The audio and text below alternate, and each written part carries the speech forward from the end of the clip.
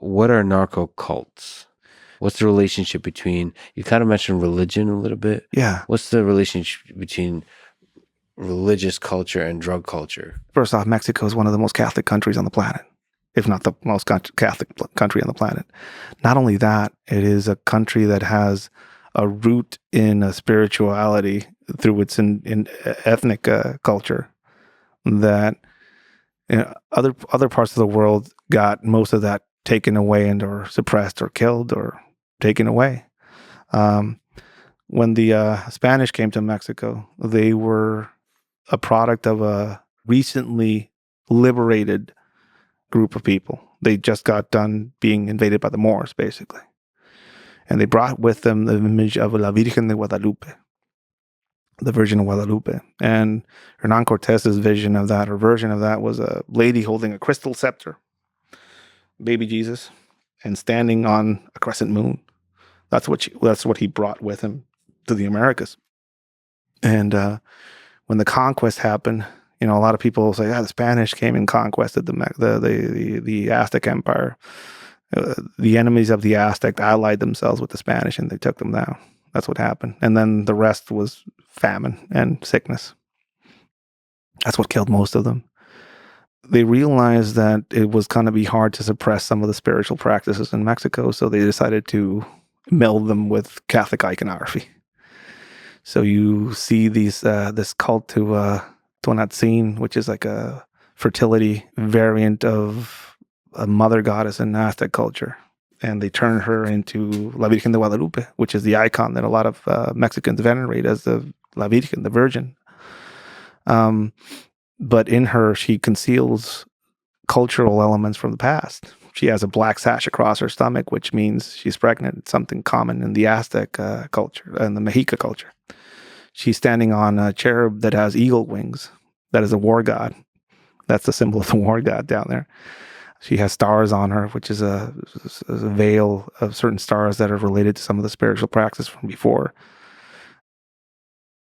Basically, they hid these things in that setting. Now you skip forward, hundreds of years, and you start seeing things like Malverde, who was a bandit that lived in Sinaloa way back in the day. He would rob rich farmers that would go through the countryside. One time he was almost caught and he was shot and injured and he was wanted by the government. So he told one of his friends to tell them where he was and to give the money, the reward money, to the townspeople. So we did that. He was hung from a tree and the order was not to bury him, just to let his body rot. And his body rotted away until it fell onto the ground, the bones. And each of the townspeople would go over and put a rock on top of his corpse until it became a pile of rocks. And then he started granting miracles. So again, this whole aspect of these criminals becoming saints. And also a middle finger from the downward local populace to the church in a way, because he's not a recognized saint, but he has an altar and people venerate that. And then you have cartels that have a spiritual practice or spirituality behind what they do, which is part of their culture, but is also like a tool they use to ingratiate themselves with the local populace or the population around them. They're icons of power and sometimes of almost a symbol of rebellion. You see El Chapo's son, when he was arrested, had a Santo Niño de Atocha on his chest, which is it's a holy kid of Atocha. Spanish legend during the Moorish conquest, they said that a statue of that saint would go around and feed some of the hungry. That was the legend, and he's a saint of the persecuted. So the fact that when he was arrested, you see him with that wearing that, and then he was liberated, is a miracle in and of itself. So it's proof that works. You see you can find one of those scapularios anywhere in Mexico. It was the most highly sold one. So you see them utilizing some of these aspects in their own belief system as a symbol or as iconography, basically, for some of the things they do. Then you go into some of the other aspects of it that are out there, like Santa Muerte, which is actually a faith that I grew up in. Mexico has a weird relationship to death. We have parties at the cemetery on Day of the Dead, and I just went through one, recently. This is November the 2nd. So we celebrate our dead, and we celebrate death in a way that I don't think a lot of cultures out there do. So it's a joyful occasion. It is a celebration, yeah. My 8-year-old put 2 beers on an altar, one for my mom, one for my brother. She bought a Snickers bar for my mom and a bag of Pops for my brother. Flower petals and marigolds and pictures of them on an altar. That's amazing. What kind of beer? Tecate Roja for my mother because she was hardcore, and Tecate Light for my brother. He was more of a endurance drinker. And it's also for me. Yeah. The relationship to death down there is different. So there's an icon in Mexico. It's actually one of the fastest growing alternative spiritual practices in Mexico. And not only in Mexico, but here in the U.S. I've been to Santa Muerte temples across the country. I found one in Connecticut, out of all places. How I grew up with it, or I saw it, is my family was all Guadalupanos. We were Catholic, and we venerated the Virgin of Guadalupe specifically, the icon of the Virgin of Guadalupe. But every now and then there were winks and nods to a skeletal saint in family practices. And even when I went to work, the older guys that I was working with would tell me like, "Hey, we gotta go ask for protection." So they would drive me over to the church, and I thought I was going to the cathedral. And then we made a left turn, and it wasn't the cathedral; it was the market next to the cathedral in Tijuana. And in the little corner, there was a big Santa Muerte Reaper effigy, and then I knew why I had to bring a bottle of tequila. It was like, why am I bringing a bottle of tequila to the church? It was for her, for death, la muerte. It was partly hazing, and also they did believe that they were basically imbued with being agents of death in a way. So it was like a cultural thing as well, something that they wore on them as not only protection, but as also like a samurai would wear this death iconography on them, or how the Maori would do haka dances, to some of these guys in their kind of warrior culture that they were growing up with or trying to imbue on us, the young guys. They would take us there, and they would imbue us with iconography of Santa Muerte to be like a psychological thing. So that gives you strength and meaning in the face of struggle, like in the face of difficulties in life. I think, your closeness to death and having a relationship to death in the form of a symbolic representation of it, like Santa Muerte or an icon like that, makes it not as scary, I guess. Or not only that, but it's also something that the other side, the enemy, the cartels groups, they would venerate it as well.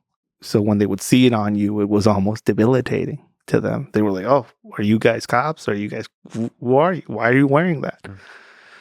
So there was an aspect of that to it, a memento mori type thing, where remember death, type thing.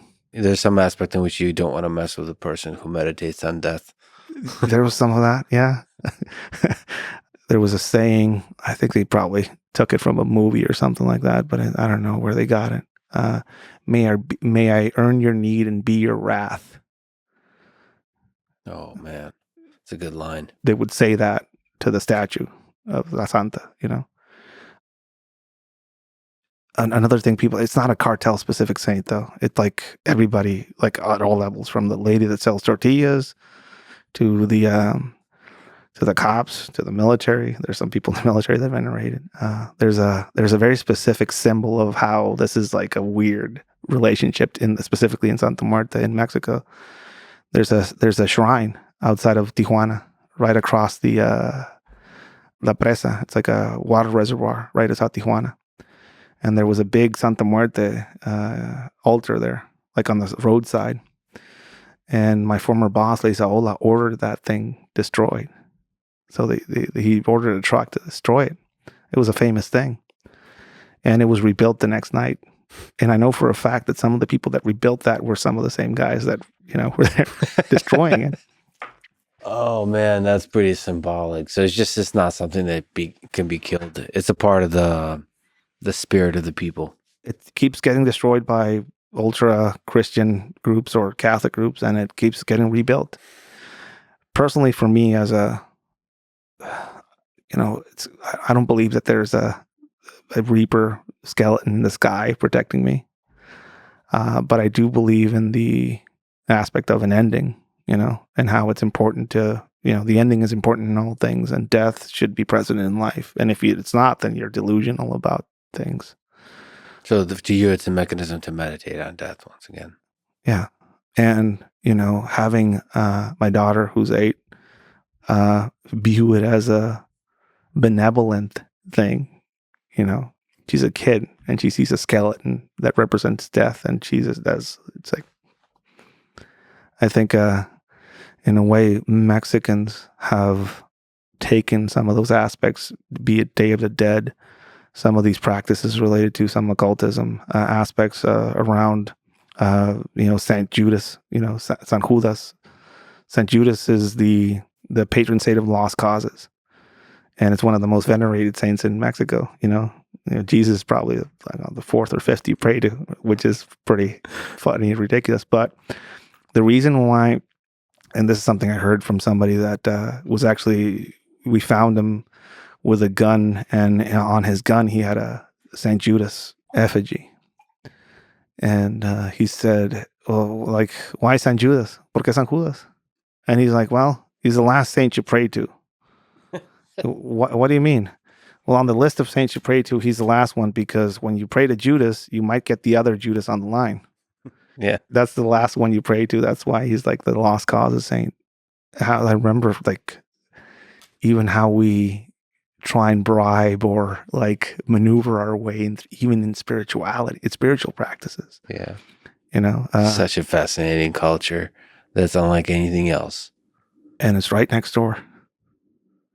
And it's here too. Again, I found an altar in Connecticut, which was pretty fascinating. There's one in Arizona. Again, it's one of the fastest growing spiritual practices in not only in the U.S. but like across. There's somebody from Russia reached out. There's an altar out there, and there's a group of people praying to Santa Muerte. And I've been posting and writing a lot about it recently, just from my own experience and some of the stuff that I gathered for myself, and all the way out there. People are fascinated by some of those aspects.